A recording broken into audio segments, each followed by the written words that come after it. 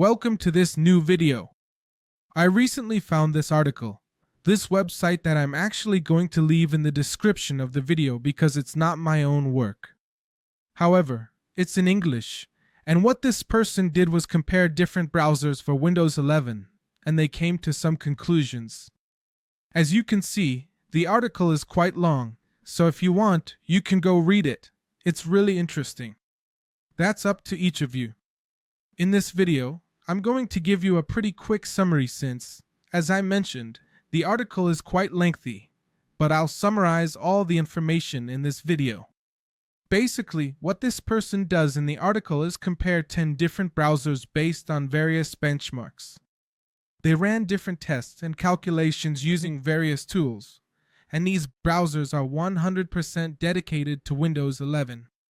Of course, you can use them on Windows 10 or Mac if you want, but they're all fully available on Windows.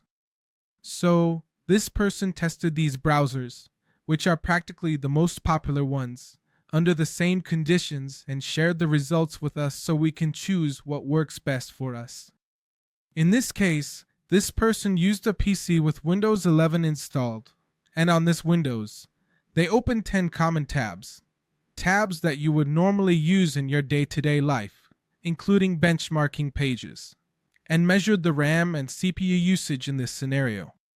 In other words, the most useful one is the one that uses resources appropriately.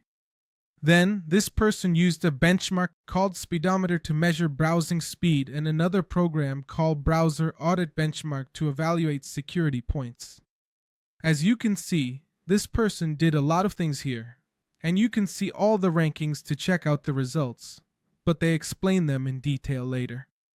So let's just say the quick result first.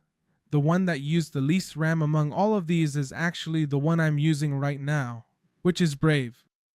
As we talk about each browser, I'll show you the page so you can come and download the browser, or I'll leave it in the description of the video. This is the Brave page. So, the one that used the least RAM was Brave, with only 546 megabytes for the 10 tabs. As we can see here, Edge used 670 megabytes, Vivaldi 831 megabytes, web browser 836 megabytes, Opera 973 megabytes, Mozilla Firefox 980 megabytes, Opera 1100 megabytes, which is practically like 1.1 gigabytes to 1200 megabytes, and Google Chrome 1840 megabytes. Not surprising, but I thought Avast wouldn't be here, and it turned out to be the one that consumes the most. Now, after this, the surprise was Edge, which was using 670 megabytes of RAM but only 4% CPU. So, if we average these two numbers, Brave might use the least RAM, but it's the one that uses the most CPU. So, on one hand, it gives us something, but on the other hand, it takes away. Meanwhile, Edge, if we average these two numbers, would end up winning against all the others, making it the most efficient in terms of resource usage. Then Tor, as we see here, used 1,200 megabytes of RAM and had a CPU usage of 18%, which is huge. Obviously, not to mention Avast, but as we see here, Tor is one of those browsers that people say is great for security. But it doesn't make much sense to use a browser that gives us so much security but takes away our comfort while browsing the internet, which is ultimately what we're constantly looking for. Finally, regarding speed, Brave got the best score with 206 in this benchmark, meaning it's the fastest for browsing the internet, while the worst of all was Tor with 76. As you can see here, oh, sorry to interrupt the video. I wanted to remind you that if you like this kind of content, don't forget to subscribe. Obviously, in this case, the higher the score, the better. So, Tor ends up being the worst.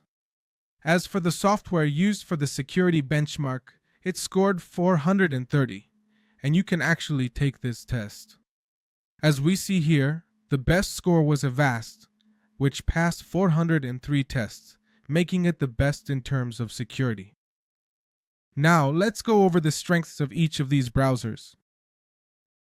I'm going to share a general point from what this person has shared. You can read more in the video description about each browser. Let's start with Opera. It offers good speed, battery saving, and a free VPN, but high RAM usage. It's ideal for laptops needing speed and battery efficiency. On desktops, battery saving is less relevant. The free VPN is a plus. Next is Brave, my personal choice. It's fast, resource efficient, and includes an ad blocker for enhanced security. It's highly customizable. Microsoft Edge, once doubted, now performs well with Windows 11 integration. It supports Chrome extensions, enhancing its utility. If you use many Windows tools, Edge complements the ecosystem well. Vivaldi is innovative with workspaces but uses significant RAM and CPU. It's best for advanced users who can utilize its features. Browser focuses on privacy with a smaller user base, limiting community support. Firefox, a classic, excels in privacy but is slower compared to others. Finally, Opera GX is a browser. Previously, everyone doubted Edge because it came from Internet Explorer, and it was like, how can it compete with Chromium, until they decided to base the browser on Chromium. Now, this browser really has impressive performance and is integrated with Windows 11. That means as soon as you install Windows, Edge comes pre-installed. So on that front, it's pretty good, but it can even have fewer extensions than other browsers. However, we know that Microsoft Edge is compatible with Google Chrome extensions, so that shouldn't be too much of a problem.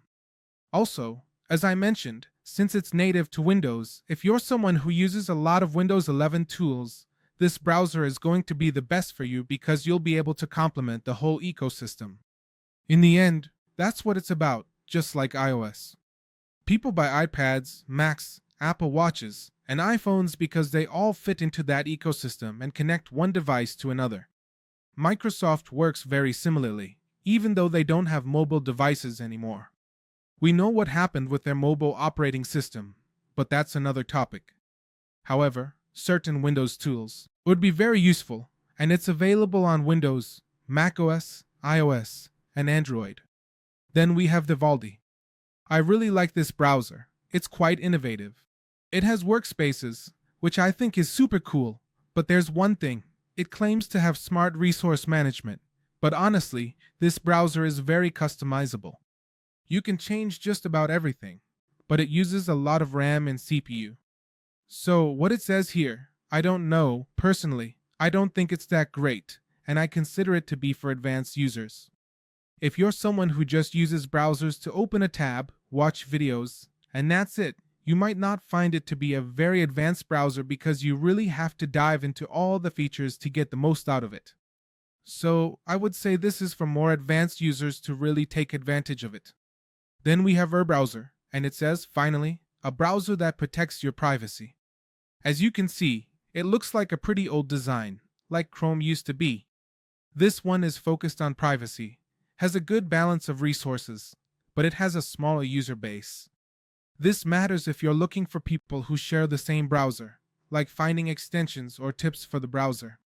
For example, I make videos where I share 10 extensions for Google Chrome, 10 extensions for Microsoft Edge, and you won't find that for Browser because there aren't that many people using it. And of course, a classic is Firefox browser. This browser used to compete heavily with Google and was practically its main competitor. It's great for privacy and security, and many people use it for that reason. But honestly, it's one of the slowest. If you browse daily with this browser, you might not notice much difference.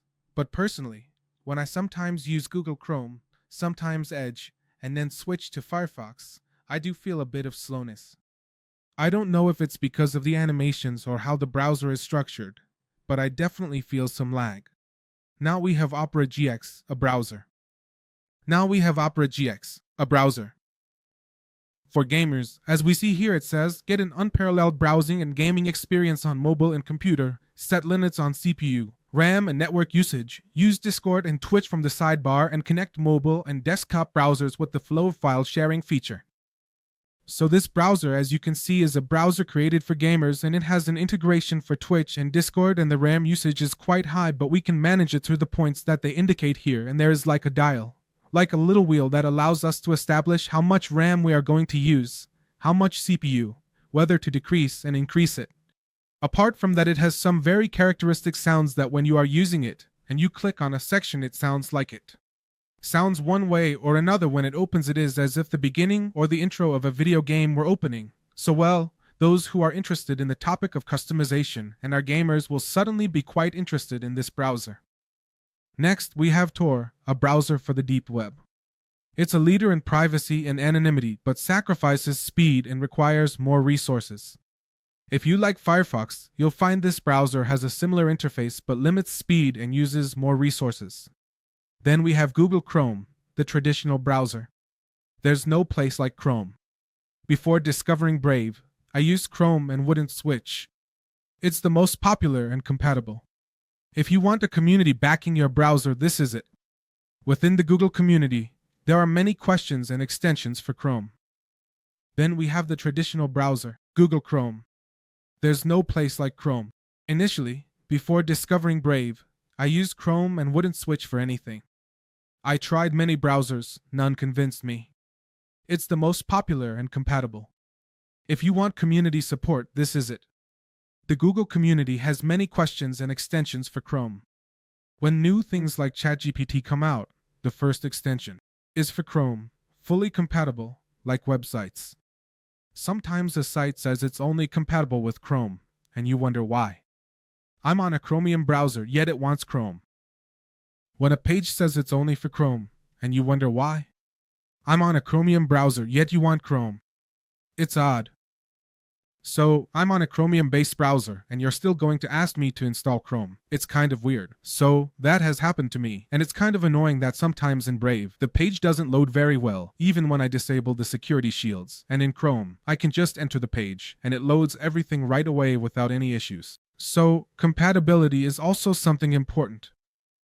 However, this browser is hardware intensive with multiple tabs, meaning when you're browsing and opening a ton of tabs, get ready because Windows starts to slow down completely.